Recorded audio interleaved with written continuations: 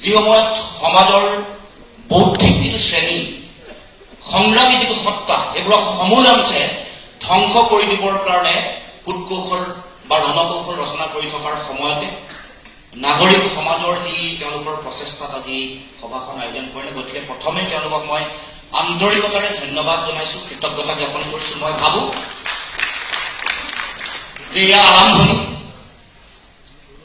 আজিৰ পৰাই এই যাত্ৰা আৰম্ভ হৈছে। প্ৰথম সমগ্ৰ অসমৰ বিভিন্ন প্ৰান্তত ৰাইজে জনগণে এই কথা সকলোৱে বিচাৰিছে যে ৰাজনৈতিক দলসমূহ ঐক্যবদ্ধ হ'ব লাগে।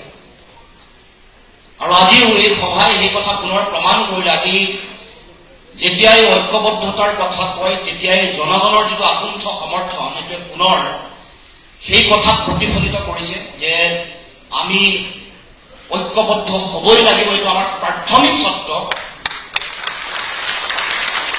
যিহেতু জনগণে ঐক্যবদ্ধ হোৱাটো বিচাৰিছে, গতিকে মই ভাবো যে আজিৰ পৰা সিদ্ধান্ত আমি পৰিকল্পনা হ'ব লাগে বা আজিৰ পৰা সিদ্ধান্ত হ'ব লাগে যে কাৰ্যকৰীকৰণ কেতিয়াৰ পৰা হ'ব আৰু কেনেকৈ।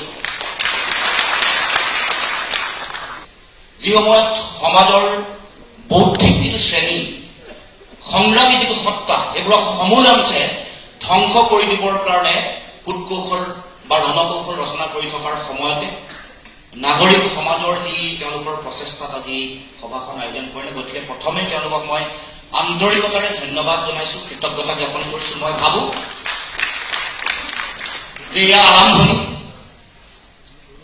আজিৰ পৰাই এই যাত্ৰা আৰম্ভ হৈছে। প্ৰথম সমগ্ৰ অসমৰ বিভিন্ন প্ৰান্তত ৰাইজে জনগণে এই কথা সকলোৱে বিচাৰিছে যে ৰাজনৈতিক দলসমূহ ঐক্যবদ্ধ হ'ব লাগে।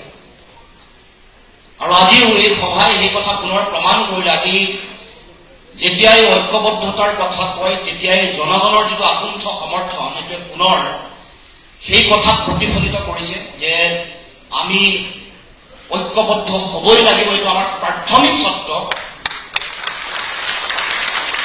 যিহেতু জনগণে ঐক্যবদ্ধ হোৱাটো বিচাৰিছে, গতিকে মই ভাবো যে আজিৰ পৰা সিদ্ধান্ত আমি পৰিকল্পনা হ'ব লাগে বা আজিৰ পৰা সিদ্ধান্ত হ'ব লাগে যে কাৰ্যকৰীকৰণ কেতিয়াৰ পৰা হ'ব আৰু কেনেকৈ।